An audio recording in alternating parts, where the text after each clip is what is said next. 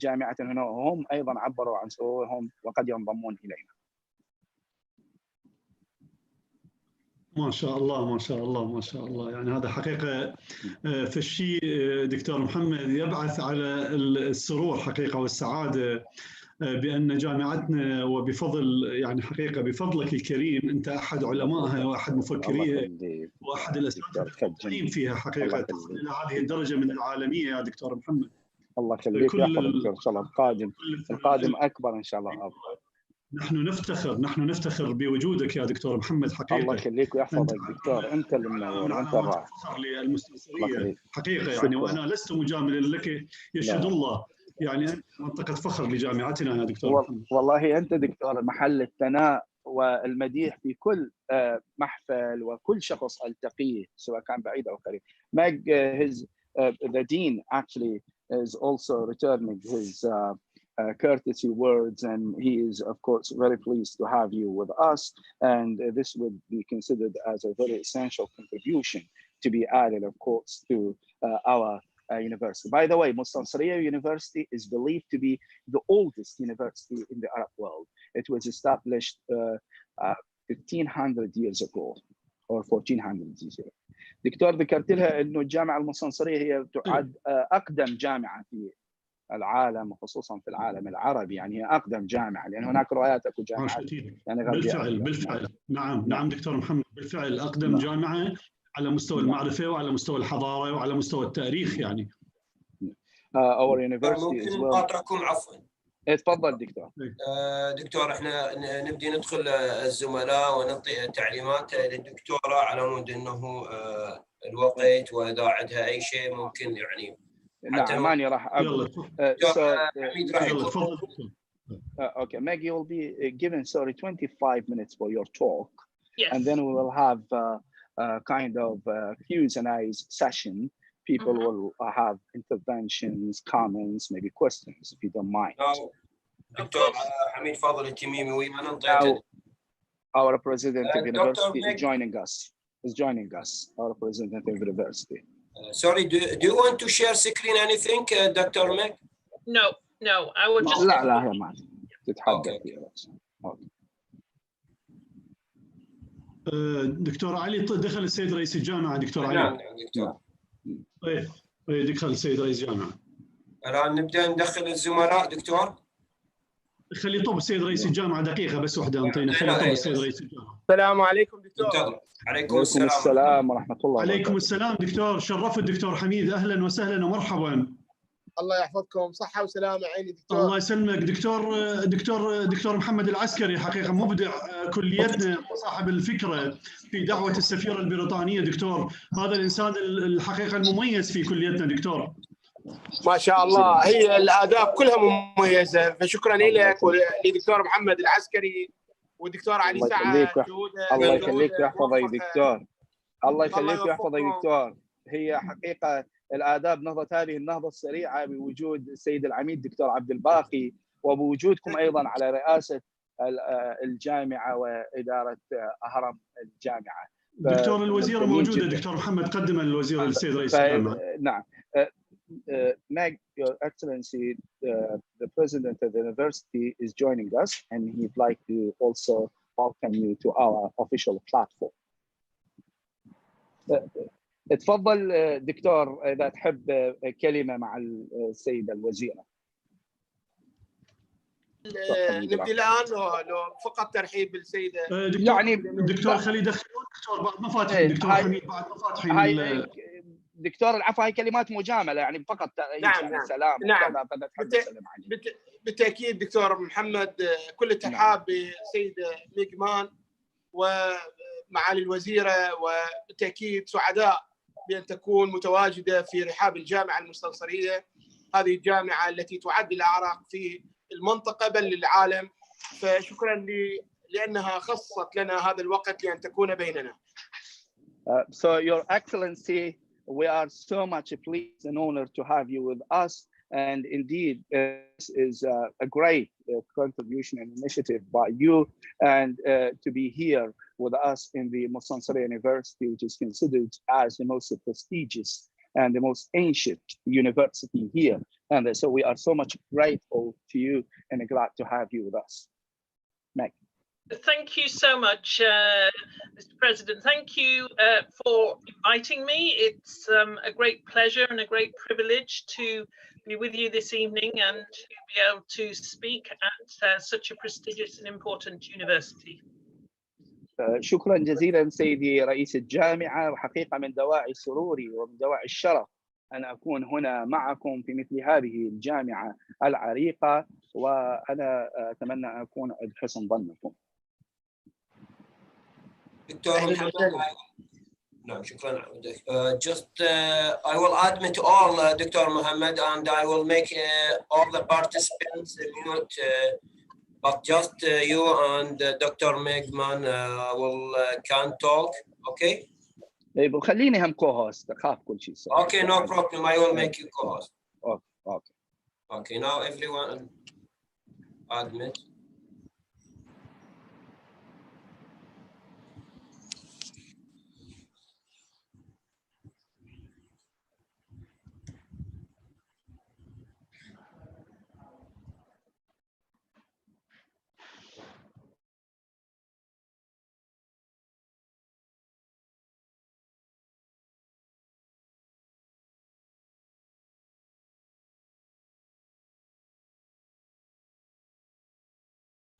Dr. Mohammed, now you co-host. Okay, thank you. Yes, okay.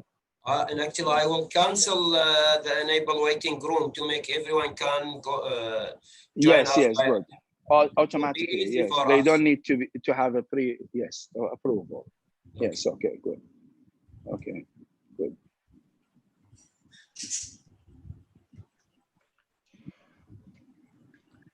Okay, and actually I will make Dr. Meg also co-host to, and if she want to mute or unmute or open the camera.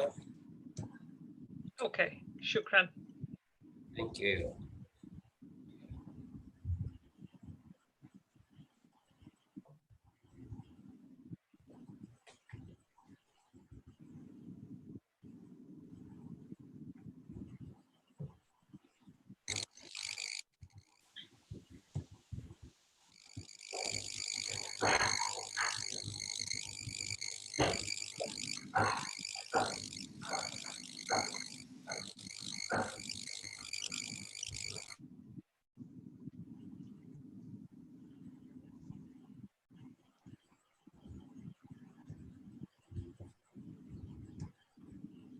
So Maggie, please bear with me when I make code switching, of course. So switch between English and Arabic, okay? Sure, no problem. And please remember not to give me a lot of hard times. So small, short bursts, okay? Of course. Yeah, thank you. Dr. Mohammed, can I ask if we can start? Yes. So are you ready now? Meg, yes. Are you ready? Can we start? Yes. Okay, Dr. Ali, نعم تفضل. Okay, we'll start with Dr. Hamid. Okay. Just 1 minute. الآن نبدأ لو ننتظر قليلا. راحتكم دكتور، إذا تريدون تفضلوا أو تريدون ننتظر. دكتورة العدد جيد، اوكي 50 ممكن نبدأ. دكتور علي، معالي الوزيرة سيد رئيس الجامعة ننتظر قليلا. دكتور عبد الباقي، معالي الوزيرة بريطانية ودائما يقولون التوقيت انجليزي، فالساعة 9 احنا هسه 9:05 تمام؟ اوكي الا اذا استاذنتوا الوزيرة ب5 دقائق مثلا. خلينا نقولها هذه دكتور.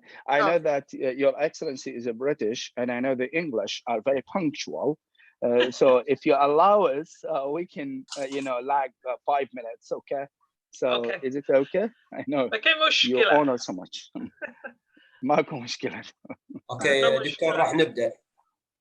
اوكي. بسم الله الرحمن الرحيم. معالي السيدة وزيرة المرأة والمساواة وعضو مجلس العموم البريطاني، الحضور الكرام كل بلقبه ومقامه الكريم، السلام عليكم ورحمة الله وبركاته. نلتقي اليوم في منصة كلية الآداب الدولية مع محاضرة دولية علمية تلقيها علينا الدكتورة ميغمان عضو مجلس العموم البريطاني، وهي تحت عنوان العنف في المنزل مشكلة منتشرة على نطاق العالم. سوف تكون البداية مع السيد رئيس الجامعة المستنصرية الأستاذ الدكتور حميد فاضل التميمي المحترم. تفضل دكتور. شكرا جزيلا دكتور علي. بسم الله الرحمن الرحيم. الحمد لله رب العالمين، وصلى الله تعالى على سيدنا محمد المبعوث للناس هاديا ومبشرا ونذيرا، وعلى آل بيته الأطهار الأكرام، وعلى صحبه المنتجبين، السيد عميد كلية الآداب المحترم، معالي السيدة الوزيرة عضو مجلس العموم السيدة ميغمان المحترمة، الحضور الكرام مع حفظ الألقاب والمناصب والمقامات، السلام عليكم جميعا ورحمة الله تعالى وبركاته.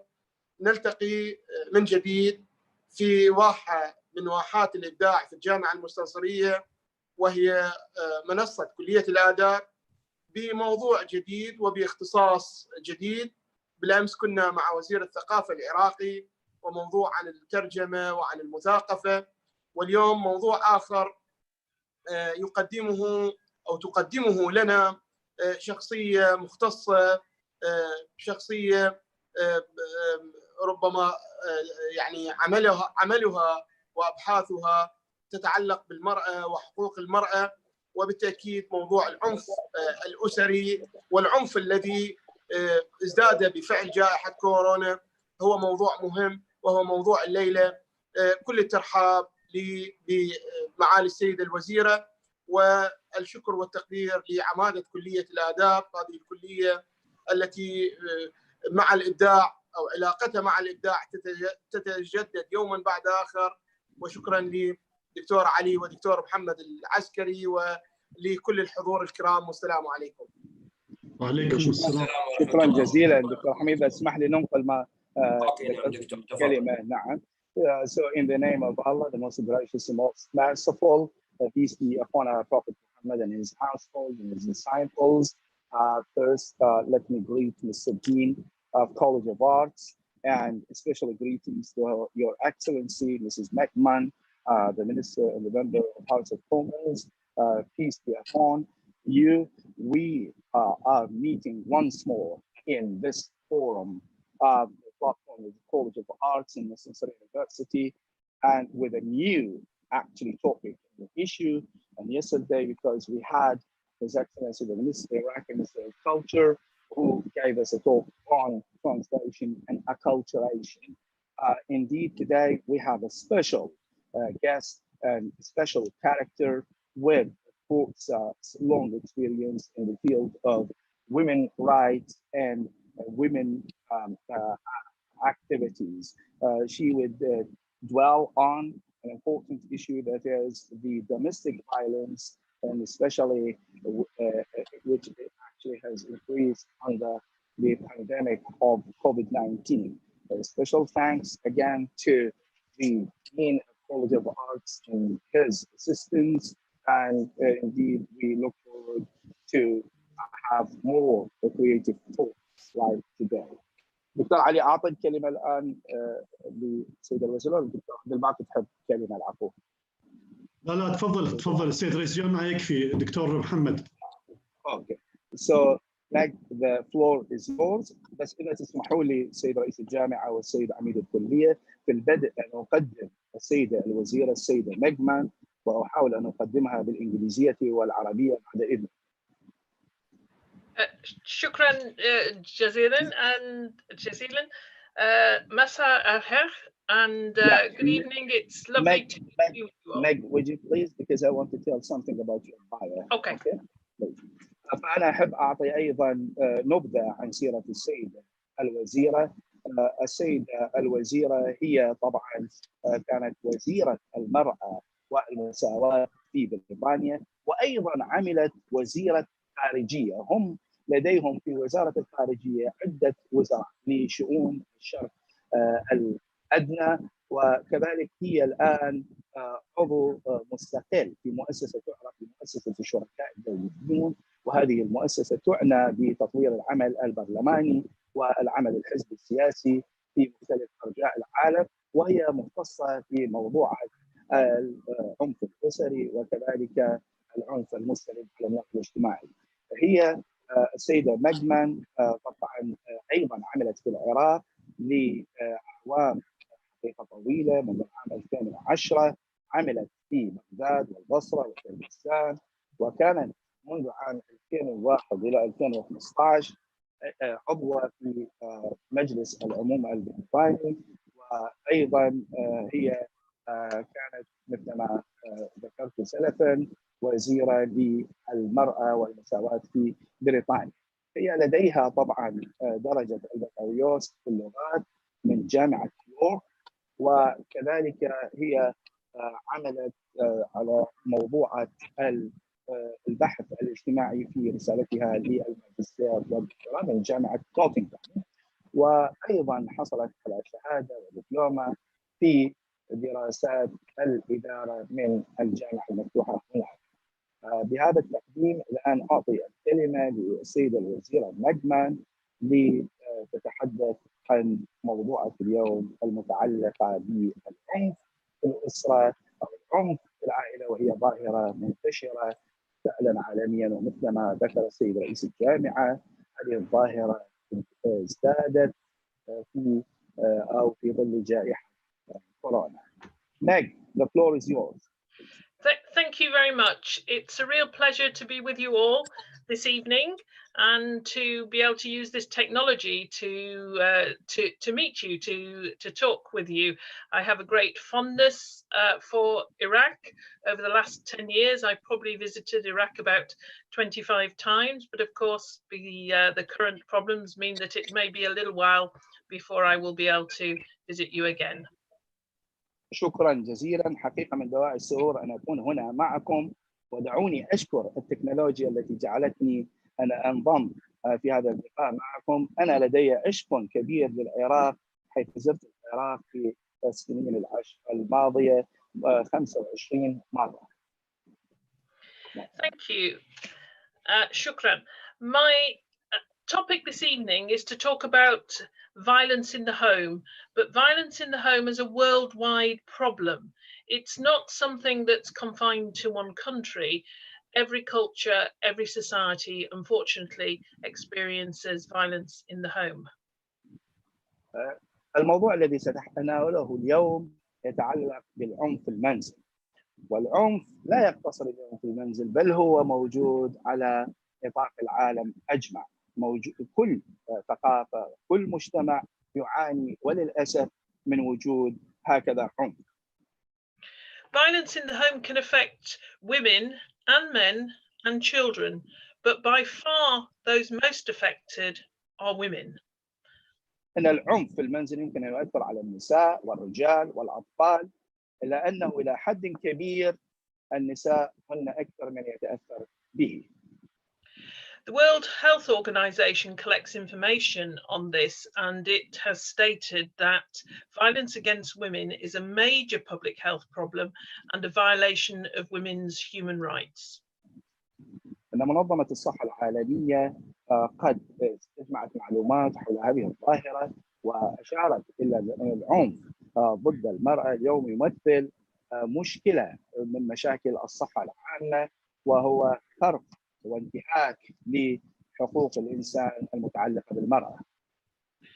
Their estimates are that around the world, as many as 1 in 3 women, that's 35%, have experienced either physical or sexual intimate partner violence or non-partner sexual violence in their lifetime. 1 in 3 women in the world. وبحسب تقديرات منظمة الصحة العالمية، فإن امرأة واحدة من بين 3 تعرض أو مرت بتجربة العنف الجسدي أو العنف الجنسي، وهذا أؤكد أنه 1 من بين 3 تعرضنا إلى مثل هذا النوع من العنف. women who are murdered, as many as 38% are murdered by a male partner. So that's over a third of women who are murdered in the world are actually murdered by somebody very close to them. وما يقرب من 38% من جرائم القتل التي ارتكبت ضد النساء ارتكبها شريك حميم للمرأة. هذا يعني أن حوالي ثلث من الجرائم المرتكبة ضد النساء ارتكبها شخص قريب إلى المرأة. Domestic violence is the most prevalent form of abuse experienced by women and girls. And by domestic violence, we mean any physical, sexual, but also emotional abuse, controlling somebody. That is also a form of abuse. إن العنف الأسري اليوم هو منتشر، وكذلك هذا يعد جريمة فرق في حقوق المرأة ومرت به أكثر النساء والفتيات. وعندما نقول العنف الأسري فإننا نشير إلى كل انتهاك جنسي جسدي حتى انفعالي أو عاطفي ضد المرأة. It could be, and most often is, the partner, the husband, but it could also be somebody else within the family or somebody who has a lot of influence within a family. يمكن أن يرتكب هذا العنف من قبل مثلا الزوج، أو يمكن أن يكون هناك عضو من آخر من أعضاء الأسرة الذي له نفوذ في تلك الأسرة. Domestic violence is rarely a one-off incident. It is usually often many different forms of violence, repeated many times. And research in my own country has shown that on average it can be over 30 times before somebody chooses to go to the police. So when raising an issue, taking it to the police, it is likely that this will have been going on for a long time. وإن العنف الأسري هو لا يحدث مرة واحدة فقط، لأنه ظاهرة تتكرر أو فعل يتكرر ويتخذ عدة صيغ وأشكال مختلفة.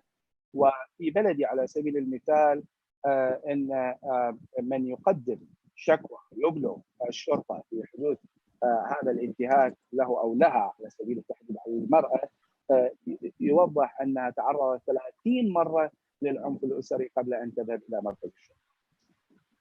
And we know that the current crisis of the pandemic has led to women experiencing more violence at home, with the lockdown, with having to stay at home, with job losses, with the extra pressure that families are under. Women and girls are all at increased risk of all forms of violence and abuse. ونحن نعلم اليوم في ظل هذه الجائحة، جائحة كورونا، فإن هذا النوع من العنف يزداد بسبب الحظر وكذلك بسبب الأسواق المغلقة وبسبب الخسائر التي حصلت في الوظائف والأعمال. فإن ذلك أدى إلى أن يكون هناك خطر متزايد ضد المرأة في أن تتعرض لهذا الشكل من العنف والانتهاك. There is an international legal framework to address violence against women, which is essentially the United Nations Convention on the Elimination of All Forms of Discrimination Against Women, which is usually just referred to as CEDAW.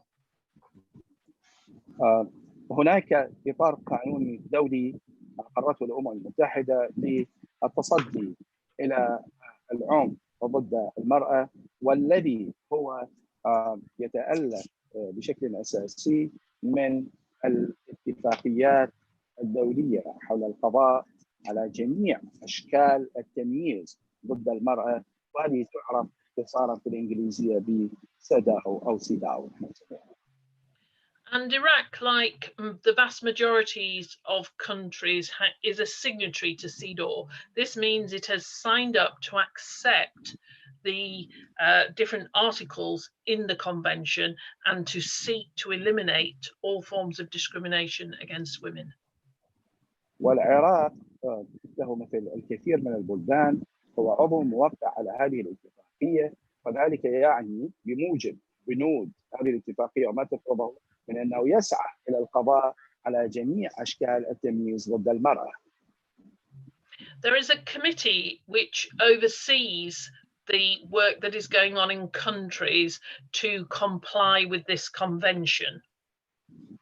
أنشأت لجنة، هذه اللجنة هي مسؤولة عن إنفاذ هذه الاتفاقية في جميع البلدان الموقعة عليها. And this committee makes recommendations about what countries should have in their own laws in relation to family violence. وهذه اللجنة أصدرت توصيات حول الماهية التي يجب أن تتعامل فيها الدول من أجل القضاء على العنف أو التمييز ضد المرأة.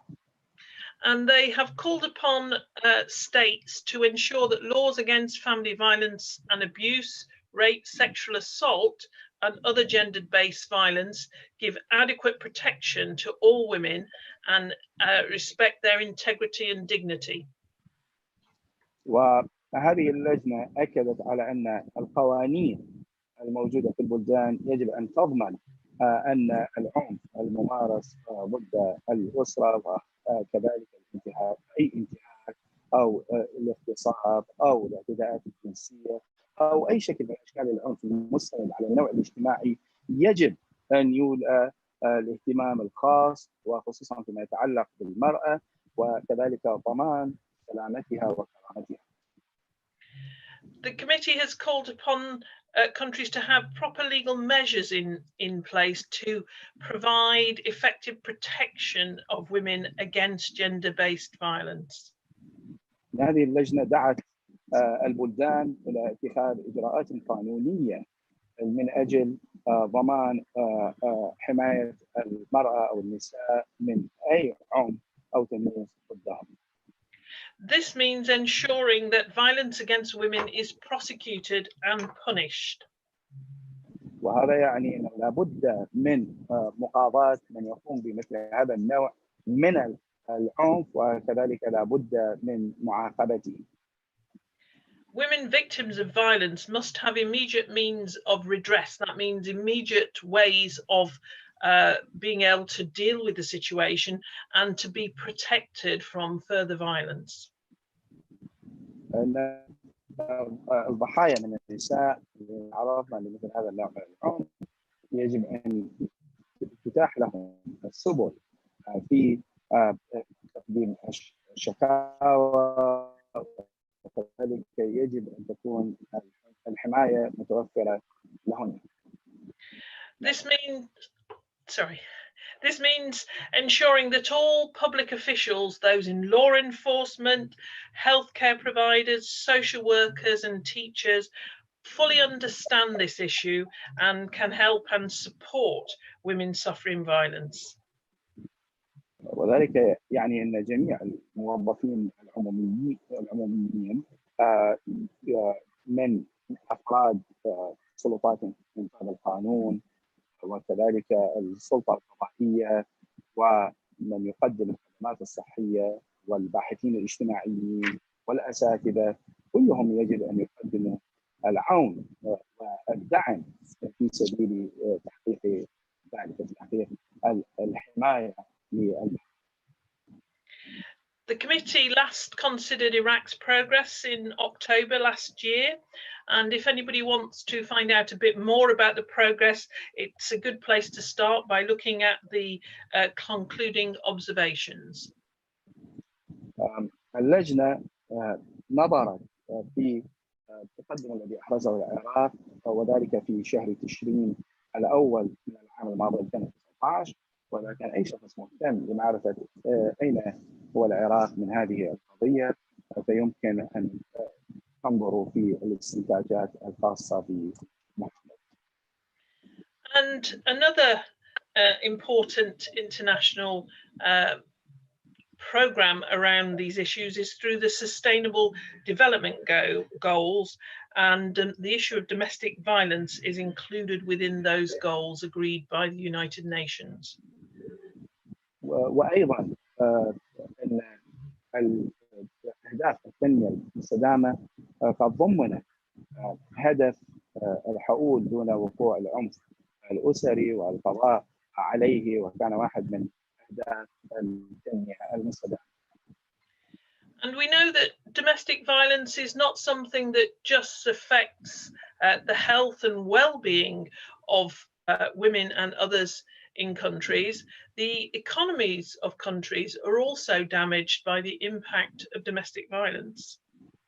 ونحن نعلم أن هذه الظاهرة، ظاهرة العنف الأسري، ليس لها تأثير فقط على صحة النساء ووجودهن، ولكن أيضا لها آثار سلبية على الاقتصاد العالمي. For example, the World Health Organization has estimated that the cost of violence in the United States of America is equivalent to 3.3% of the gross domestic product.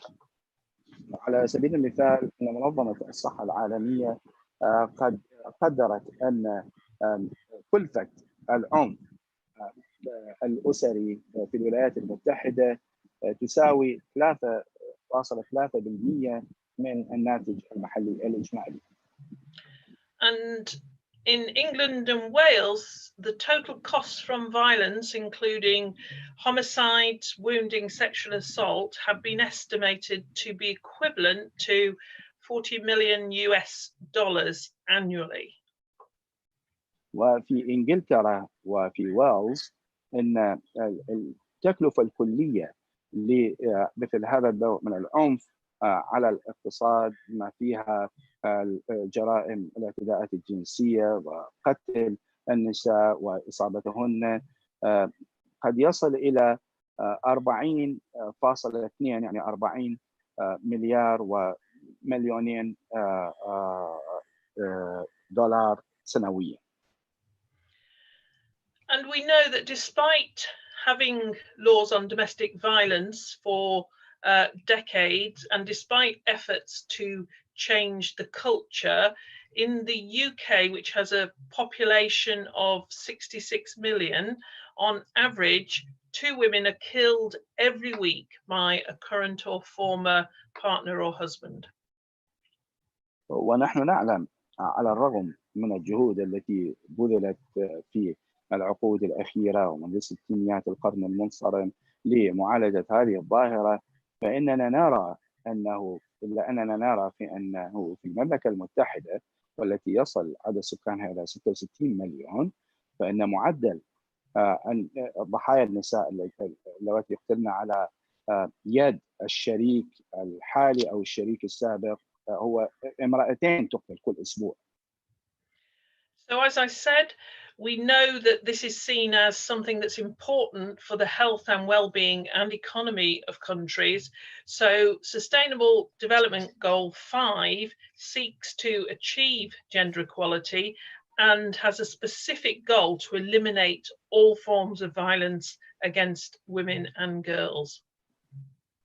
ومثل ما أسلفت أن لهذه الظاهرة تأثير سلبي على صحة المرأة، وليس هذا فقط وإنما يتعداه إلى التأثير الاقتصادي، فلذلك إن التنمية المستدامة قد جعلت أحد أهدافه والهدف رقم 5.2 من أهدافها في القضاء على جميع أشكال العنف الممارس ضد النسوة وضد المرأة وضد الفتيات.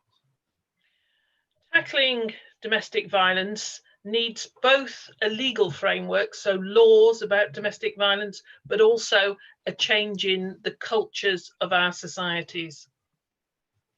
في الحقيقة لمعالجة ظاهرة العنف الأسري لا نحتاج فقط إلى قوانين وأطر قانونية، ولكننا نحتاج إلى تغيير ثقافة، نحتاج إلى ثقافة.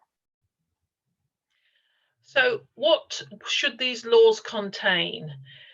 A wide range of issues ideally should be covered within the law, starting with ensuring that it protects all women without discrimination. إذن ما الذي ينبغي أن تحويه مثل هذه القوانين؟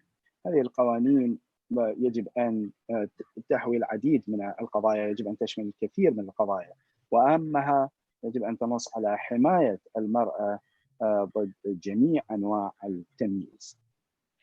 It needs to have comprehensive definitions of domestic violence, so it includes physical, sexual, psychological, and economic violence, and to set out clearly definitions of offences that are committed when violence of any type is experienced by women.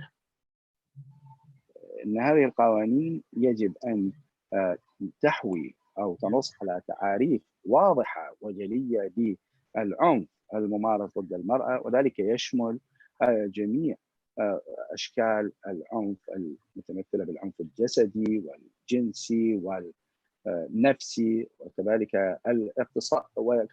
الاقتصادي، وأن يكون هناك تعريف واضح أيضا للجريمة المرتكبة باسم أو التي تحمل هذا العنف.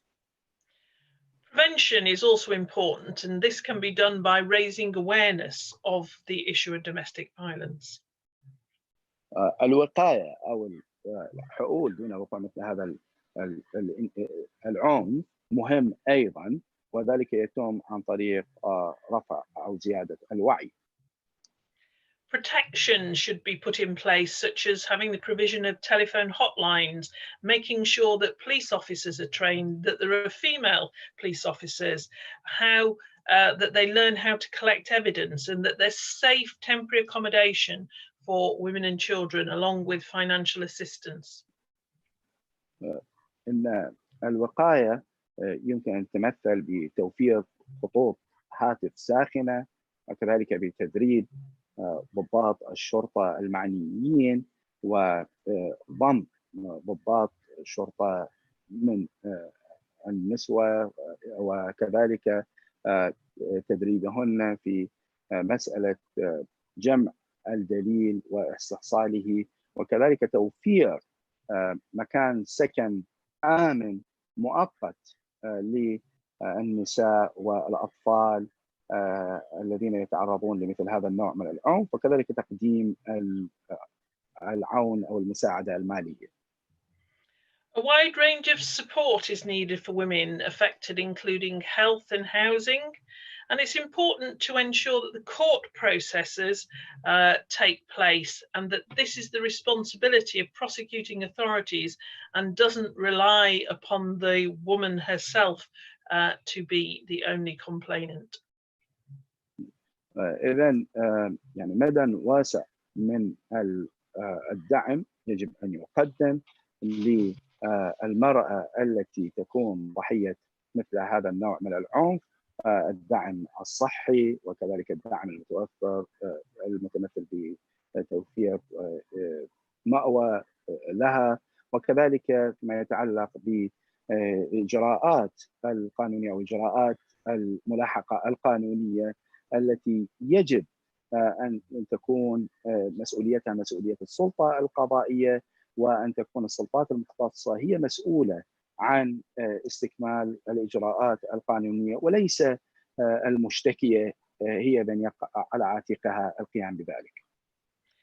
It's important to consider having special courts so that the people involved are trained and to ensure processes take place quickly, making sure that those who survived domestic violence can have legal protection, for example, through protection orders. ومن المهم جدا أن يكون هناك محاكم مختصة تنظر في مثل هذه القضايا، قضايا العنف الأسري، وكذلك أن توفر حماية للضحايا، وذلك عن طريق مثلا إصدار أوامر قضائية بحماية من تشتكي. But as I said before, a law is only a starting point. It's important to fund the kind of services that I've been describing to help women. ومثل ما ذكرت من قبل أن القانون يمثل فقط نقطة الشروع. مهم جدا أن تمول الخدمات التي ذكرتها إلى جانب القوانين. And ideally, any law should be followed up by a process of post-legislative scrutiny. This is a formal process where parliamentary committees check sometime after a new law, is it achieving its aims, and is the government doing what it said it would do? This is very important in relation to domestic violence, because a law on its own will not make the changes that are needed.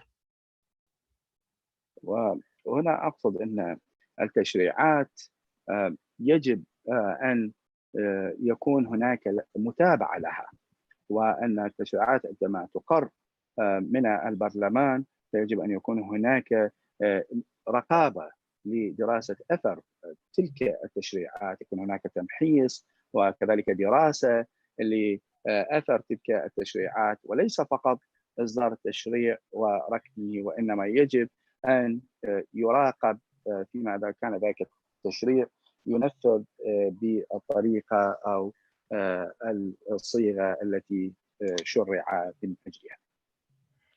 And we know that often laws need updating. They need to take account of the changes in society.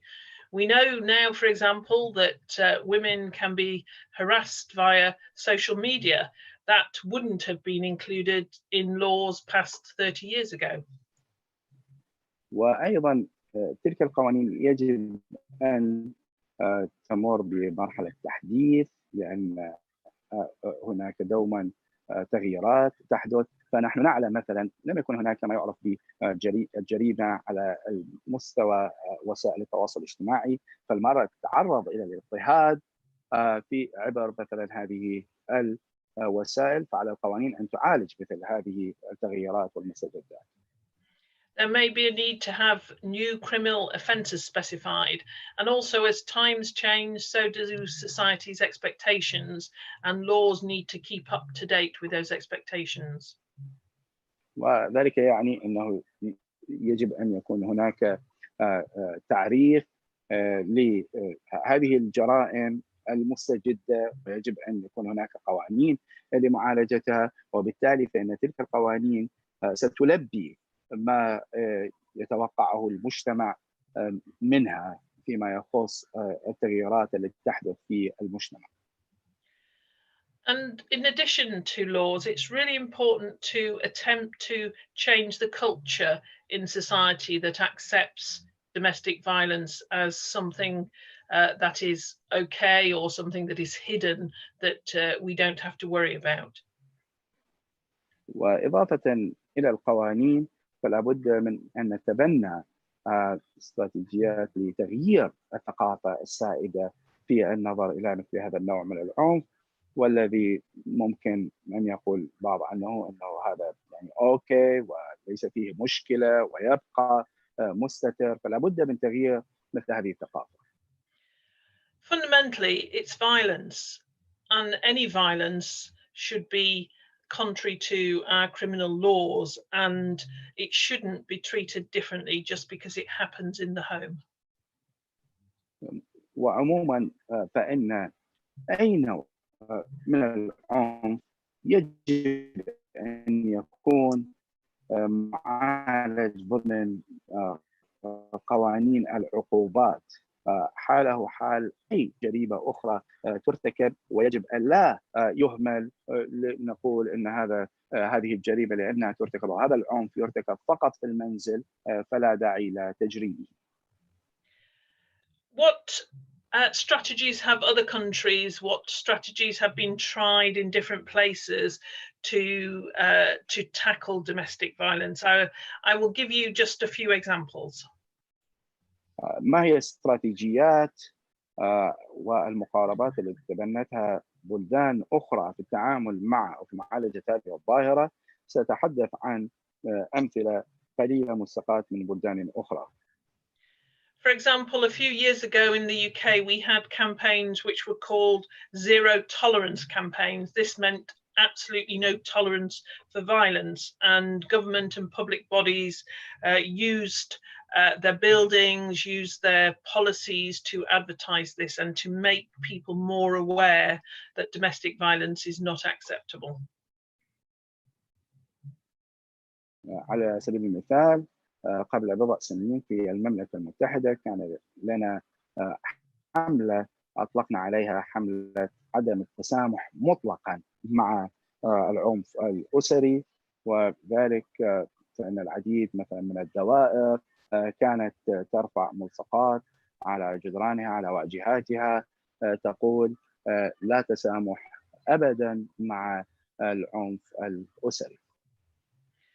Some countries have used the approach of special separate courts for the domestic violence cases, and this enables people to be trained, judges to understand the particular circumstances that make it so difficult for people to come forward and to seek help when they're suffering domestic violence.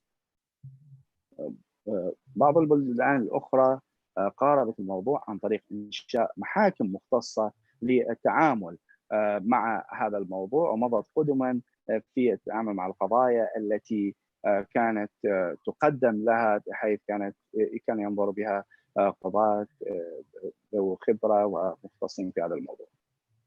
Sweden, for example, took the view that the culture is embedded from an early age. So they took approaches within schools to teach children, boys and girls, to respect each other and to understand that violence is not a way to solve problems, and to really try and turn the culture round from one which accepted violence within society.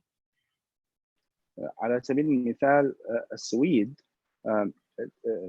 تبنت هذا الموضوع عن طريق تعليم أو زيادة الوعي عند الأطفال وتعليمهم في كيفية احترام الواحد الآخر. والسويد يعني رأت في أن هذا الموضوع هو مضمور أصلا في مراحل مبكرة من النشء وعند الناس، فلذلك ارتأت أن تعالجه منذ البداية مع الأطفال في سبيل تغيير هذه الثقافة وقلب هذه الثقافة إلى ثقافة مغايرة تماما بالضد من هذا النوع من العنف. A few years ago, I visited Uganda and was taken to meet a number of imams in one area, and they had all come together to try and change the culture in their area, and they were using their position as spiritual leaders to help the people in their area see that violence was not something that was in keeping with the religion. أيضا كانت لي زيارة سابقة إلى أوغندا، وفي أوغندا حقيقة التقيت هناك في عدد من أئمة الجوامع في منطقة معينة، وهؤلاء أئمة الجوامع اجتمعوا بتأثيرهم الروحي للتأثير على الناس والتبيان لهم أن هذا النوع من العنف لا يتماشى أبدا مع قواعد الدين ومبادئه. In concluding, I just want to say a few things. Domestic violence, violence in the home exists in all countries and in all sections of society. أختم بالقول أن العنف الأسري يظهر وهو موجود في جميع البلدان وفي جميع مكونات المجتمع وفي صيغه المختلفة. It is often hidden due to stigma and fear. Not knowing that it is happening doesn't mean that it is happening. It happens in every single country. وغالبا يتم إخفاء هذا النوع من العنف بسبب الخوف من العار وبسبب الخوف، وعندما نقول أنه مثلا لا نرى حدوثه ظاهرا فذلك لا يعني أنه لا يحدث، أنه موجود وموجود بصورة مستترة في كل مفاصل المجتمع في العديد من البلدان. And effective approaches include having clear laws, having support services in place, but very, very importantly, cultural change to reduce the acceptance of violence wherever it happens. يعني أعتقد أن المقاربات الفعالة لمعالجة هذا الموضوع يجب أن تشمل وجود تشريعات واضحة وجلية، وكذلك خدمات تأييد أو دعم، والأهم من ذلك كله هو أن يكون هناك تغيير ثقافي، تغيير في الثقافة لاختزال أو للقضاء على الموافقة أو قبول مثل هذا النوع من العنف. Thank you very much, and I'll be very happy to listen to some comments and to answer some questions. شكرا جزيلا. شكرا جزيلا، وأنا الآن مستعدة وسيكون من دواعي سروري أن أستمع إلى المداخلات ولا أي أسئلة. Thank you very much, Meg. فالآن الباب مفتوح للتعليق ولطرح الأسئلة للسيدات والسادة المنضمين لنا في منصة كلية الآداب الإلكترونية الرسمية في الجامعة المستنصرية. دكتور علي، أنت تأخذ الأسئلة، تفضل دكتور علي. Okay. Thank you, Dr. Meg, for this scientific information. Actually, we're very happy for all this information. Now we will start to open a question for the participants. So we'll start with Dr. Hamid Fadel Al-Tamimi. سيد رئيس جامعة المستنصرية المحترم دكتور حميد فاضل التميمي، تفضل مشكورا. شكرا جزيلا للسيدة الوزيرة، شكرا لها على هذه المحاضرة القيمة. وبالتأكيد موضوع المرأة وإنصاف المرأة والدعوة إلى المساواة والمطالبة بحقوق المرأة من القضايا الجوهرية التي شغلت المختصين والمفكرين والحركات النسوية بشكل خاص. أنا أعتقد موضوع العنف عندما يرتبط بالمرأة يعني يصبح الموضوع مركب ويصبح الموضوع ذو أهمية مضاعفة. هناك عنف متصاعد، وهناك أيضا مطالبة للمرأة بحقوقها سياسيا وثقافيا واجتماعيا.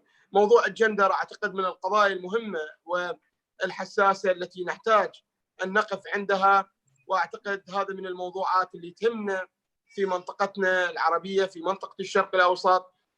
بالتأكيد لها خصوصية بالقياس إلى مناطق العالم الأخرى، ولكن الذي أريد أن أقوله أن العالم اليوم اشترك برمته في موضوع العنف وتصاعد العنف. فشكرا للسيدة الوزيرة على هذا الحضور وعلى هذه المحاضرة، وشكرا للحضور الكرام. بالتأكيد ستكون لمداخلاتهم وآرائهم إضافة لهذه المحاضرة. مرة أخرى أهلا وسهلا بالسيدة الوزيرة في رحاب الجامعة المستنصرية، وهي تعشق العراق، وبالتأكيد هذا العشق تجلى اليوم في هذه المحاضرة الرائعة. شكرا جزيلا لكم. شكرا دكتور. Thank you very much, Madam Minister, for this invaluable talk. Indeed, the issue of women, doing justice to women, of course, causes have been, of course, have received, of course, momentous attention and heed by all stakeholders. We know that women movements and violence against women or gender-based violence are, of course, such compound issues and of paramount importance for us nowadays. We know that the gender-based violence is, of course, a core issue that has received, of course, big interest and attention. We know that there are demands for women to have their cultural, political, economic rights, and of course, all are legitimate and justified. The gender issues are, of course, very important in our Arab world and in the Middle East, of course. And we know that today, this is an increasing phenomenon, such a kind and such a form of violence is increasing worldwide. So let me reiterate my thanks to Your Excellency, Madam Minister, and you are, of course, so much welcome, massively welcome in the platform of Mustansariya University. And I know that you are fond of Iraq I know that you love Iraq. So thank you so much for all what you have offered in your talk. And I would like also to extend thanks to the audience, and I'm sure that they will have their interventions and contributions. شكرا جزيلا. شكرا. إذا أكو سؤال أو مداخلة أخرى بعد نسمع العفو. نعم دكتور. We'll start with دكتور مهدي فالح الغزالي. تفضل دكتور مهدي.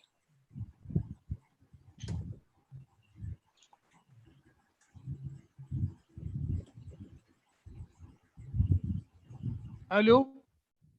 نعم دكتور. تفضل دكتور، صوتك مسموع، صوتك مسموع. تفضل. نعم. First of all, I want to express my deep gratitude for this nice presentation presented by the member of the House of Commons and the previous Minister of Women and Equality. My question is that the Western society is considered as a highly civilized, cultured society. Why still domestic violence is practiced in that society, although laws were enacted to prevent it? Thank you دكتور مهدي. تحب تترجم السؤال لو أترجم لك السؤال دكتور مهدي؟ لا ما يحتاج بعد. كيفك دكتور؟ طبعا السؤال دكتور Meg, just I want to translate this into Arabic. سؤال دكتور مهدي يتعلق بأن على الرغم من الغرب يعد طبعا في مجتمعاته متحضر جدا ولديه القوانين المتقدمة، لأننا نرى أن العنف ما زال يمارس، العنف الأسري طبعا ما زال يمارس هناك، فما السبب؟ Meg, over to you please. Thank you. It is a very, very good question. We have had domestic violence laws in the UK for probably around, more than 40 years. But somehow we still haven't managed to change a culture which sees violence as being a way of resolving problems, and where often the stronger partner, the man, can force his will by hurting a female partner. I think it's just so ingrained in society. I think it is going to take some generations for us to change that, but we have to build societies that have more respect for individuals and respect the rights of individuals, whether they are male or female, or children indeed. شكرا جزيلا على هذا السؤال الوجيه. نعم، نحن في المملكة المتحدة مثلا على سبيل المثال كانت لدينا قوانين تجرم العنف الأسري، وهي الآن عمرها 40 سنة، لأنه يبدو أننا لم ننجح في تغيير ثقافة طرف العنف سبيلا لحل المشاكل. ودوما الشريك الأقوى في الأسرة هو المتمثل في الرجل، دوما يفرض إرادته عن طريق إيذاء المرأة.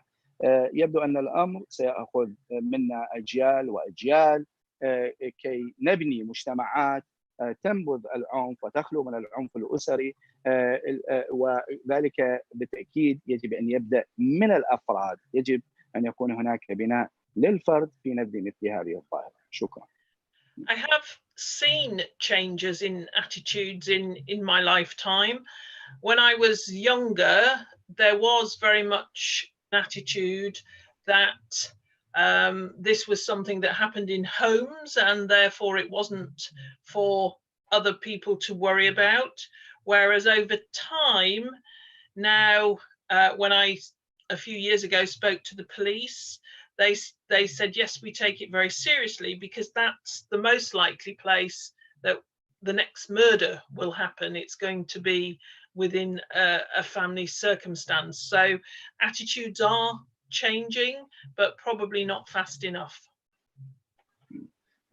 أنا نفسي طبعا شهدت في عمر التغيير كبير من المواقف. فحينما كنت مثلا شابة وكنت أصغر عمرا فكان هناك مثلا الموقف من العنف الأسري وما يجري من عنف في داخل المنزل كان يجابه بعدم الاكتراث، ولم يكن هناك أي أحد يساوي له القلق بخصوص مثل هذا النوع من العنف.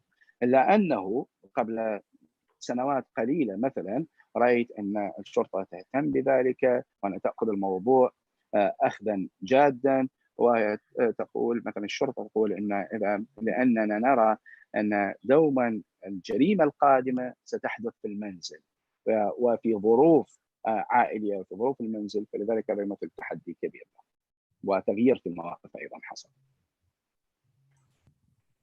شكرا لكم دكتور. الآن المداخلة الثانية دكتورة كنزة القاسمي من المغرب. We have now an intervention from Dr. Kenza Al-Qasimi from Morocco. Dr. Kenza from Morocco is with us. Yes, please, Dr. Kenza. دكتورة كنزة القاسمي حقيقة هي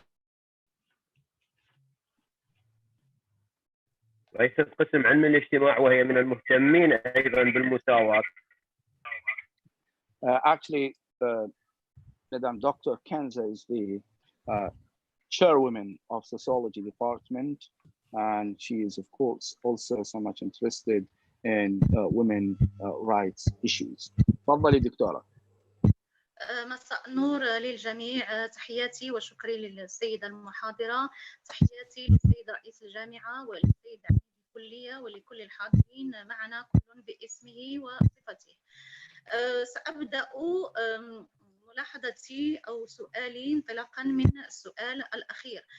فعلا نلاحظ بأن كل المجتمعات سواء كانت غربية أو عربية أو إسلامية فهي كلها تعاني من العنف والتمييز المبني على النوع الاجتماعي، ونحن في السوسيولوجيا نرد ذلك إلى ترسخ الهيمنة الذكورية وهذا التمييز أنثروبولوجيا وبناء على الإرث الثقافي المتوارث عبر العصور هو الذي رسخ هذا الأمر.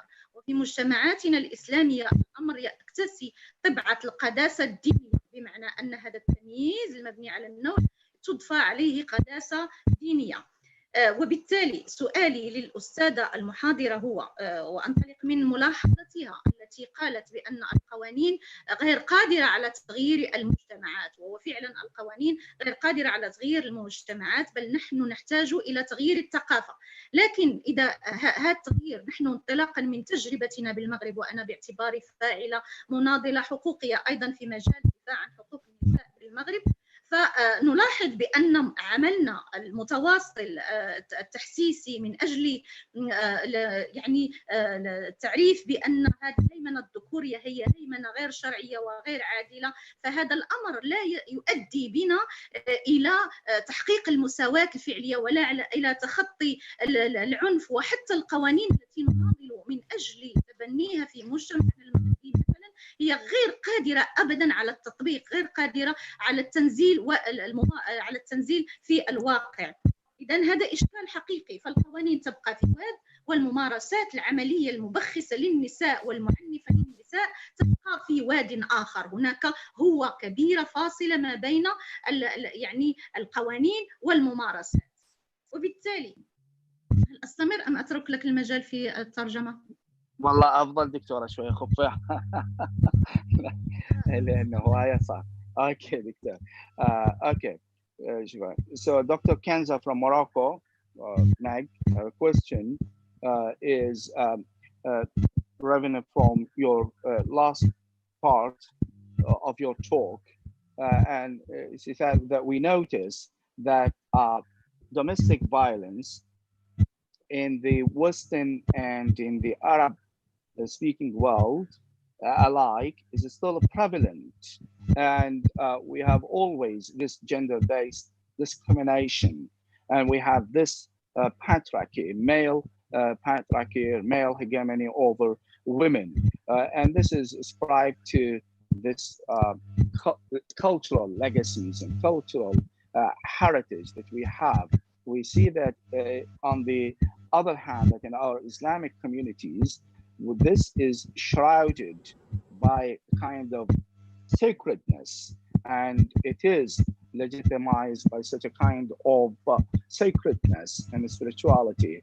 So the question is that in spite of our constant efforts as women activists and as women movements to curb and stem the spread of this form of violence, we see that we are helpless and unable to stop it and curb it, halt it. And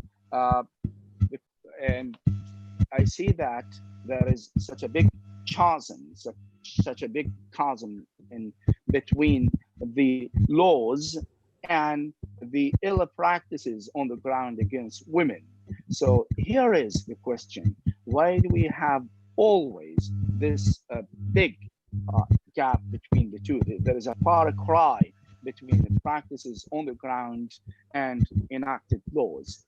دكتورة إذا تفضلتي تكملين and she has more to add. إذن هل لا تلاحظين معي بأنه نحن في حاجة للنضال من أجل طبعا اكتساب قوانين وتشريعات يعني تحارب التمييز وتحارب العنف، ولكن في نفس الوقت يعني المفتاح الحقيقي لإيجاد المشكل والاجتثاث لهذا الإشكال هو أن نربي النساء في البداية على الثقة بالذات، على تقدير الذات والثقة بالذات، يعني تكون أولوية، ثم ضمان التمدرس لكل الفتيات، ثم الحرص على تحقيق الاستقلالية المادية الاقتصادية للنساء.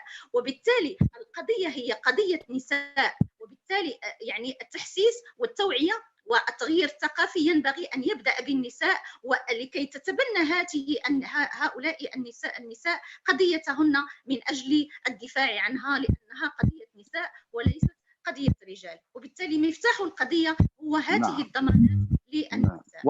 واضح دكتورة، شكرا دكتورة. So in order to, don't you think that we should start with ourselves as women to eliminate this form of violence? We should start by augmenting self-confidence in women, and by, of course, enrolling them in schools, getting them the access to education, and also to have sort of financial independence. So we need to increase the awareness of women. So we should have activisms for women's rights. So don't you agree with me? Thank you. Thank you. And thank you for a very interesting question. I think part of the problem is that it isn't just about cultural legacies. It's also about what culture young people are experiencing in their day-to-day life, which is why, for me, schools are such an important place, and families are such an important place to bring children up to have respect regardless of gender. We know, for example, that as somebody says, our developed Western society, a lot of young women have in surveys said that it would be acceptable for a boyfriend to hit a girlfriend. Now, to someone of my age, that's just incredible. But this comes from the culture that they are currently experiencing and the things that they're watching, the films, the television, and what their friends are saying. So it has to be tackling all of the cultures. I'll let you translate that, Mohammed, and then I'll say a little bit more. Thank you, Meg. نعم، شكرا جزيلا على هذا السؤال المثير للاهتمام والوجيه. نعم، أتفق معك أن ذلك هو جزء من الإرث الثقافي الذي ورثناه، إلا أننا يجب أن ننظر في الشباب وسلوكهم اليوم وما يمرون به في حياتهم وكيف يعيشون حياتهم. نعم، نحن نعلم أن المدرسة والأسرة مهمة في تنشئة جيل أو أطفال يعتقدون ويتبنون وجهة النظر أنه لا يجب أن يكون هناك تمييز بين الذكور والإناث، لأنه وللأسف في استطلاع أخير أجري في بلدي في المملكة المتحدة تم استطلاع آراء فتيات. هؤلاء الفتيات كانوا يقولون إنه أمر طبيعي أن يضرب صديق ولد صديقته الفتاة. إذن نحتاج، ويبدو أن هذه ثقافة قد تربوا عليها وقد تأصلت عندهم، وسببها مثلا مشاهدة الأفلام ومشاهدة التلفزيون وكذلك العشرة مع أصدقاء. فكل هذا كون لديهم مثل هذه الثقافة، كون لدى يعني هؤلاء أو هذه الفتيات مثل هذه الثقافة. Yes, Meg. هي تريد أن تكمل. Yes, Meg. Thank you. And this issue of whether we should start to tackle it by starting with women is an interesting one. Of course, not having financial independence can make it much more difficult for a woman who's experiencing violence at home to escape that. It's one of the issues. So yes, certainly ensuring that women know their rights and have ways to enforce their rights is important. But I think it's really important to build links with men as well. There's a campaign called He for She, which is about men supporting women. So there are lots of men who aren't violent. There are lots of men who respect women's rights. They can be allies in this campaign. But I think the most important things are having laws, making sure that they're enacted, funding areas of support for women, and raising that awareness, because people feel, women often feel if something's happened to them, it's their fault, and understanding that it isn't their fault and that it's illegal and that they can get help and support is really important in responding to issues of domestic violence. نعم، وأنا أيضا أتفق معك أنه يجب أن نبدأ أولا مع المرأة، وكذلك موضوع أن يكون هناك استقلالية مالية للمرأة.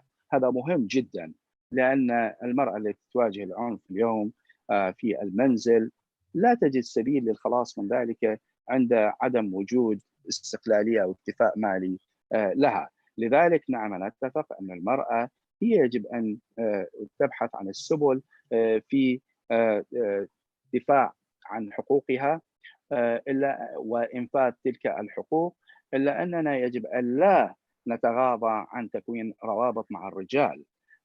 فهناك مثلا كانت هناك حملة في بلدي، هذه الحملة أطلق عليها هو من أجل هي، وفيها كان هناك العديد من الرجال داعمين لقضايا المرأة، لأننا نعتقد أن هناك الكثير من الرجال هم ليسوا ممن ينتمون أو ليسوا ممكن أن نصنفهم في خانة العنف، وهم داعمين لقضايا المرأة وحلفاء لنا في مثل هذه الحملات. ولكننا نحتاج القوانين التي يجب أن تشرع لخدمة هذا الغرض. وأيضا إضافة إلى ذلك يجب أن يكون هناك تمويل ودعم للمرأة في سبيل تمكينها، ويجب أن يكون هناك أيضا زيادة في الوعي وتغيير أيضا للثقافة، لأن العديد يجب أن يكون هناك إفهام للمرأة من أن ليس كل ما ترتكبه هو خطأ، وأن هذا ارتكبت شيء تعتقد أنه هو خطأها، لا، هذا ليس ذنبها. يجب أن تؤمن أن ذلك ليس خطأ وليس بالأمر غير القانوني، وهذا لا يتم إلا عن طريق رفع الوعي وزيادته، وكذلك تأصيل لثقافة مختلفة. اوكي ثانك يو ماك. عندنا بعد اسئله دكتور علي؟ دكتور قبل ان نبدا حقيقه باخذ سؤال اخر، ارغب بالترحيب باسم كليه الاداب حقيقه بالدكتور استاذ الدكتور ايمان الخطاف عميد كليه التربيه الاساسيه، الضيف الدائم معنا حقيقه والمتابع لنا كالظل حقيقه. نتقدم بالشكر والتقدير لها لمتابعتها لنا. الآن سوف نأخذ سؤال آخر. بروفيسور إبراهيم تفضل.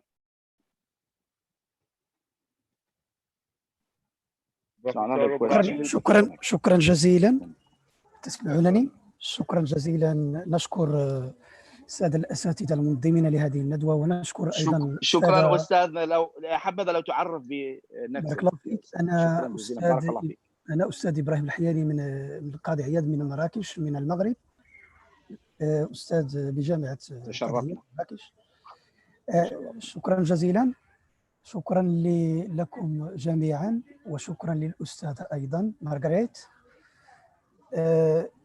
First of all, I really like to thank you so much for your wonderful presentation. My question is about the so-called gender-based violence in families. Do you think that the laws or the state strategies could really be effective without taking into consideration the question of changing culture?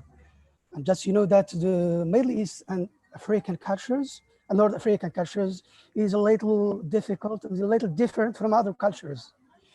You know that we have an Islamic culture. You know that women are very dependent on men. Women are very dependent on men, and the men are the protectors of women, especially in our cultures.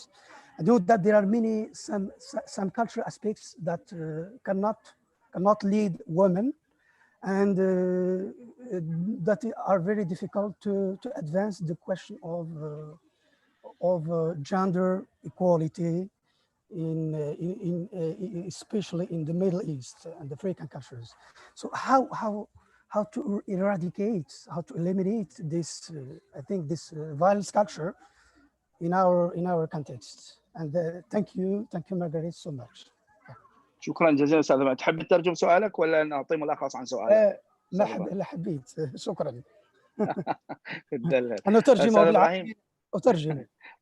براحتك. شكرا جزيلا. بارك الله فيك. هل يعني صحيح أننا في حاجة، يعني كما أجابت الأستاذة، صحيح أننا في حاجة إلى قوانين للتغيير، يعني أن لا بد من قوانين لكي نغير هذا العنف الأسري، ولكن أنا أطرح السؤال في غياب إرادة لتغيير ثقافة، يعني أن تكون هناك برامج يعني اجتماعية قوية لتغيير ثقافة مستمدة، هي ثقافة ترجع إلى يعني مستمدة من مجتمعنا. يعني هناك إرث ثقافي قوي يتمثل في الثقافة الإسلامية مثلا، التي تؤطر العلاقة ما بين المرأة والرجل. أحيانا يختلف هذا النظرة باختلاف المتأثرين بهذه الثقافة. هناك ما ينظر أن هناك يجب الطاعة ويجب يعني إعطاء الأدوار الإنتاجية what is called reproductive roles للمرأة، يعني الأدوار الإنتاجية للمرأة إنجاب. نعم، دور الإنجاب بما فيها إنجاب، بما فيها حماية الأولاد. شكرا أستاذ. إذن كيف يمكن اجتثاث هذه الثقافة؟ هل تكفي هذه القوانين من دون وجود مشروع آخر أو طريقة تفكير آخر لتقويض هذه الثقافة؟ وشكرا جزيلا. وشكرا للمحاضرة. شكرا. بارك الله. Okay, Meg, please. Okay, thank you. I think it's very interesting to think about these issues as to whether it actually does depend upon a particular view of there are ways that men should behave and ways that women should behave. Certainly, if you go back many years in my country, there were what we would now call traditional roles, but there are also many people who still believe in those traditional roles. Equally, I've spent time in some Muslim countries, sometimes with members of parliament there, working with them, and again heard very clearly that within the Islamic tradition there are particular roles which are different and complementary. None of that means that it's acceptable to hit somebody or to be psychologically violent to them or to abuse them in some way. There can be a respect between people, even in those situations. And as I say, I wouldn't begin to tell another culture how they should do things. there are universal human rights, and violence against women is a violation of women's rights.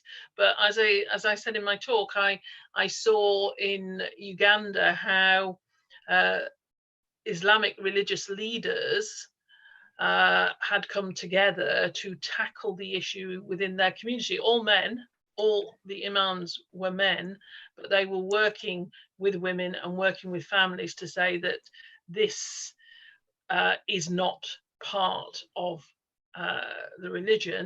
It may be a cultural issue, but it's not part of the religion. That was their approach to it. So I don't think they are in any way opposed to each other. I think it is about respecting basic human rights. Thank you, Mac. Let me translate this. إذا أنا لا أعتقد أن القضية هي تتعلق في تبني وجهات نظر معينة وأدوار معينة يطلع بها كل من الرجل والمرأة، وأنه يجب أن يكون هناك سلوك خاص بكل منهما. في بلدي كانت هناك هذه النظرة التقليدية، كانت هناك أدوار تقليدية تقوم بها النساء، وللأسف لا زال هناك من يعتقد أن على المرأة أن تقوم بمثل هذه الأدوار التقليدية.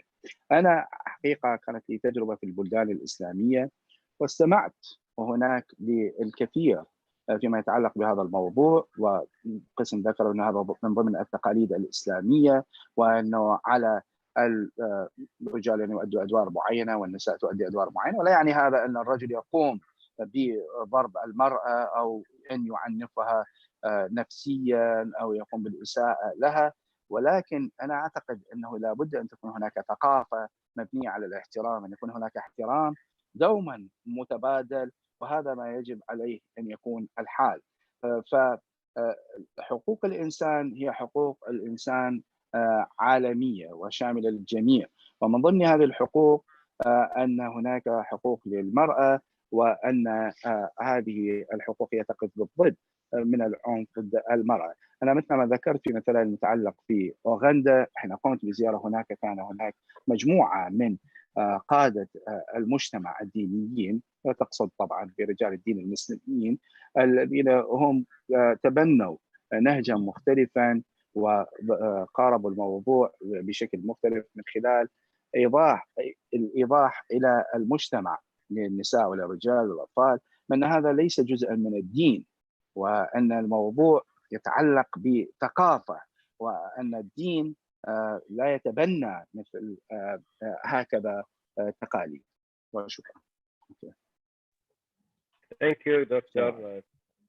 Before go to the last question, we want to listen دكتور إيمان الخطاف عميد كلية التربية الأساسية. تفضلي دكتور.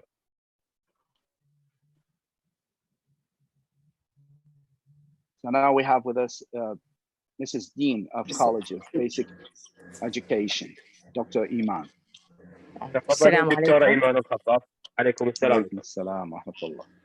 طبعا ورشتكم مبدعة، وأنا دائما أحضر ورشات كلية الآداب، وشيء حلو بأنه المواضيع مالتكم كلها متنوعة، ويوم ورشتكم يعني عنوانها يختلف عن اليوم الآخر. بالحقيقة عنوان هذه الورشة كله جذبني، لأنه موضوع العنف هو موضوع موجود بمجتمعنا، ولاحظت أني حتى بأنه اللي عنده شهادات عليا حتى بالمجتمع الجامعي يمارس العنف بالبيت. فهذا الموضوع يعني يخص كل المجتمعات، وإحنا كمجتمع عراقي محتاجين الهيك ورشات والهيك مواضيع جيدة. وثانيا يعني أحب أن أشكر رعاية السيد رئيس الجامعة الأستاذ الدكتور حميد فاضل التميمي لرعاية هذه الورشة، وكذلك عميد كلية الآداب، ونتمنى أيضا بالمستقبل يعني هيك مواضيع تتحفون بها، وألف شكر لكم. شكرا عيني دكتورة. شكرا دكتورة. Let me first express my thanks, and I'm really overwhelmed and impressed for this innovative talk.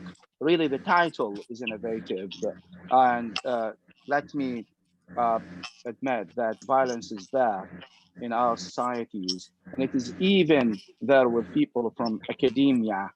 And I'm really grateful to the administration of College of Arts for hosting such innovative and novel talks. And I'm also indebted to Mr. President of the University for the patronage that he has given to this talk.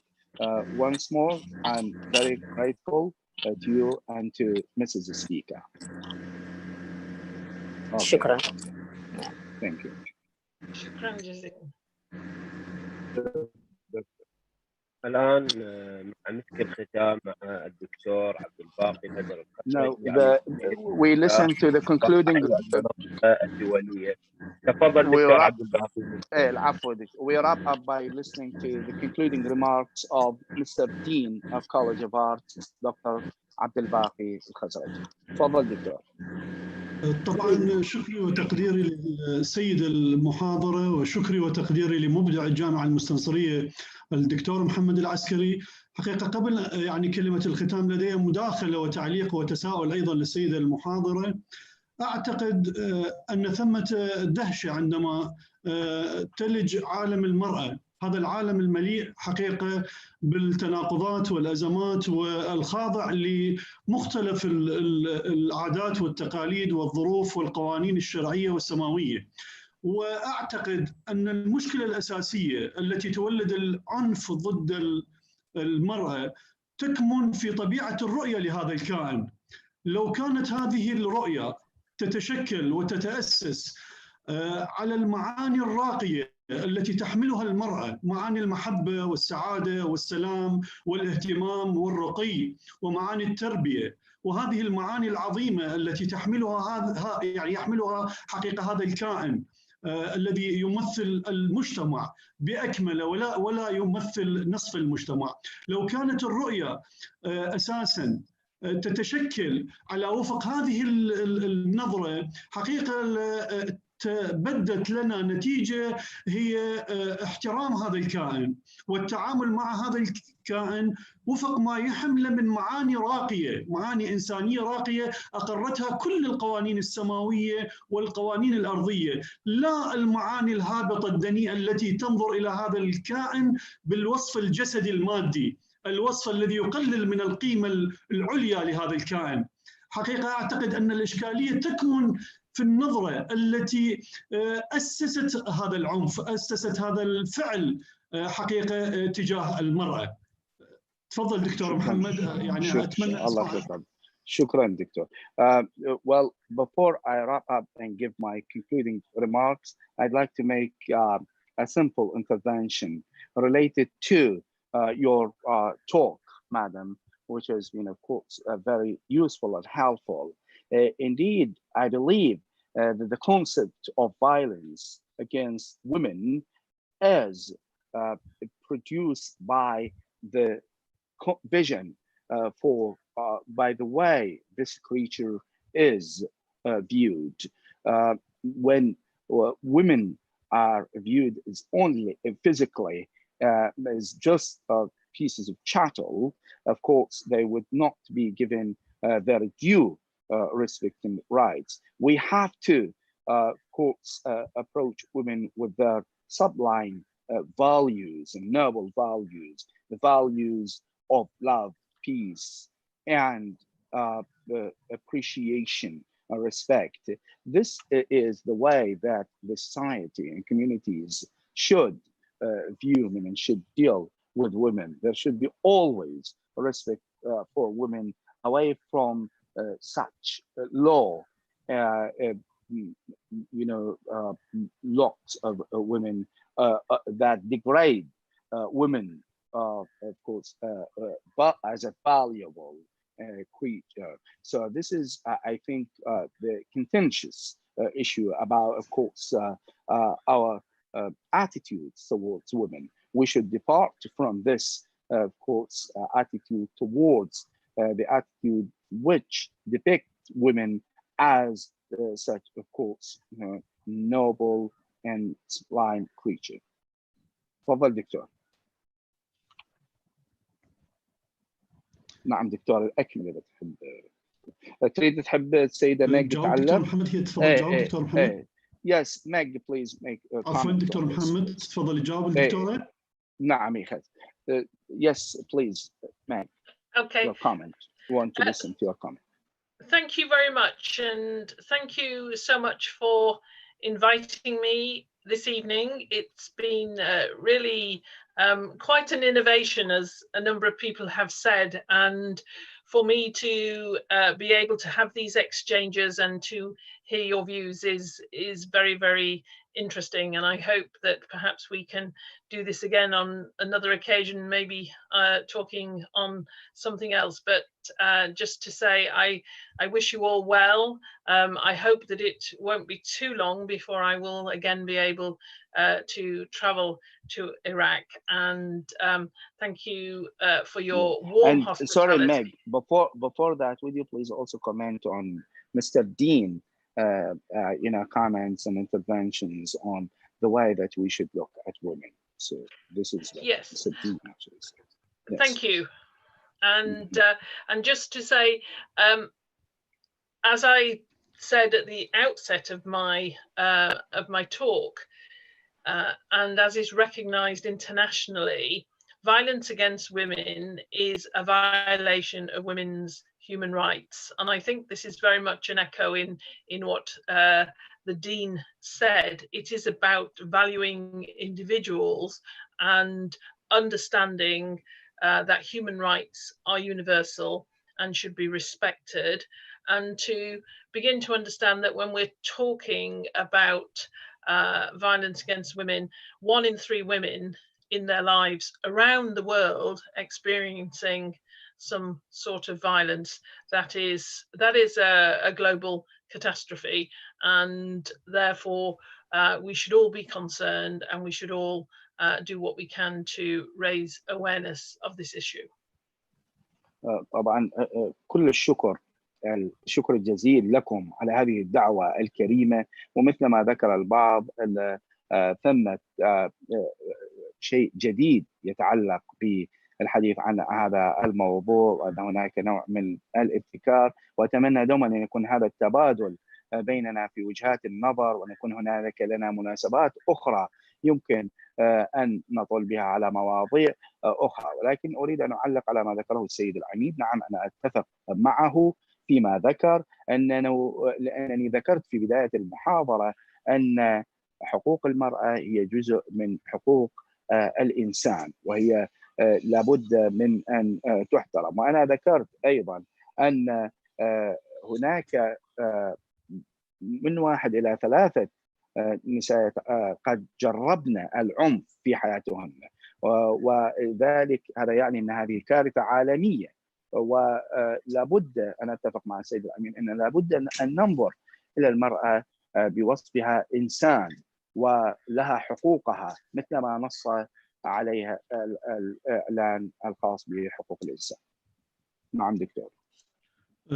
في الواقع في نهاية الحقيقة محاضرة اليوم أود أن أتقدم بالشكر والعرفان والتقدير لراعي الجامعة المستنصرية، حقيقة الأستاذ الدكتور حميد فاضل التميمي، الذي لم يألو جهدا في تسخير كل أوقاته لخدمة الجامعة المستنصرية، حقيقة ليلا ونهارا. وأشهد أمام كل من يسمعني أن السيد رئيس الجامعة المستنصرية يسخر طيلة ساعات اليوم خدمة لكل كليات الجامعة المستنصرية. وتعلمنا أيضا من سيادته أن لا شيء يكون مع التحدي، أن نكون في منطقة تحدي، وأن نبدع، وأن حقيقة نقدم أفضل ما نتمكن لجامعتنا. وهذه منصة كلية الآداب باستضافتها لهذه الشخصيات العالمية، وحقيقة تطرقها لهذه الموضوعات المهمة على مستوى المجتمعات الدولية، ما هي إلا علامة من علامات تميز الجامعة المستنصرية وحضورها الفاعل في كافة المجالات، حقيقة العلمية والمعرفية والثقافية. وهذا وعد من كلية الآداب لسيادة رئيس الجامعة بأن تبقى كلية الآداب الوجه الثقافي والمعرفي للجامعة المستنصرية، وجسر المحبة الذي يربط الجامعة المستنصرية بالجامعات العربية وبالجامعات الدولية. والفضل الأول يعود لمبدعي ومفكري وعلماء كلية الآداب، حقيقة الأساتذة الحاضرين والأساتذة المترجمين والأساتذة الذين لا يألون جهدا في تقديم كل ما يستطيعون خدمة للجامعة المستنصرية. أكرر شكري وتقديري واحترامي وسعادتي للضيفة الكريمة، وطبعا سوف نبعث لها بشهادة تقديرية باسم الجامعة المستنصرية تقديرا وعرفانا لما قدمته لنا من معلومات مهمة في هذه المحاضرة. أيضا الشكر والتقدير لكل الزملاء والأساتذة الحاضرين في هذه المنصة الإلكترونية من جميع الجامعات العربية والجامعات العراقية وأساتذة الجامعة المستنصرية. أيضا الشكر والتقدير للقائمين على إدارة هذه المنصة الإلكترونية، وإلى الدكتور المبدع محمد العسكري حقيقة، وإلى الحضور الكريم. والسلام عليكم ورحمة الله وبركاته. شكرا جزيلا دكتور. So Mr. Dean has of course praised Mr. President of the University for his role in promoting the of course work of the universities working day and night. And Mr. Dean would like to express his gratitude and appreciation for your talk, and he has a promise to provide you with a certificate of recognition and acknowledgement for of course your efforts. Thank you all, and السلام عليكم. دكتور أنا ترجمت لها يعني باختصار. تفضلي. هي يمكن بس Meg, over to you. You may say a few words. Yes, what Meg? Thank you very much. Shukran jazilan. It's been a wonderful experience, and after all this time, I'm delighted finally to get to the university, even if it is just via technology. And I hope that one of these days we will be able to meet in person, inshallah. And I wish you all a good evening. Masalama. Thank you. شكرا جزيلا دكتور سيد رئيس الجامعة. شكرا جزيلا سيد العميد. عندنا مداخلة أخيرة دكتور محمد. دكتور عبد الفاضل التميمي. نعم كلمة أخيرة للسيد. تشرف دكتور. تفضل. دكتور تفضل. أنا فقط أقول شرفتنا معالي الوزيرة السيدة ميغمان، ونتمنى أن نراها في بغداد، وهي تعشق بغداد، وبالتأكيد عندما تأتي إلى بغداد نحتاج وعدا بزيارة الجامعة المستنصرية، ونحن في قلب بغداد. وشكر للأخ العزيز دكتور عبد الباقي يعني على هذا الإبداع، وعلى فعلا أنه الآداب أصبحت الواجهة الثقافية والمعرفية للجامعة المستنصرية. شكرا لك دكتور محمد العسكري، شكرا لك دكتور علي سعد، شكرا لكل الحضور، شكرا جزيلا. I just want to say a few words of appreciation and thanks to you, Your Excellency, Madam Minister. And I want to take a promise from you that once you are in Baghdad, please pay a visit to Mustansariya University. Mustansariya is located in the heart of Baghdad, and we want to see you here in person. Indeed, as Dr. Abdul Baqi mentioned, the College of Arts now has become the cultural hub of all university colleges and all cultural forums. My thanks to all of the organizers of this virtual talk. Thank you. شكرا دكتور. شكرا دكتور. Thank you, Dr. Muhammad. Thank you, Dr. Meg. Actually, in the last of this workshop, we want to say the words cannot describe our happiness to see you today, and we hope to meet you again, Doctor. Thank you for your support. شكرا جزيلا. شكرا للجميع. شكرا. مع السلامة. مع السلامة. مع السلامة. مع السلامة. في أمان الله. Goodbye.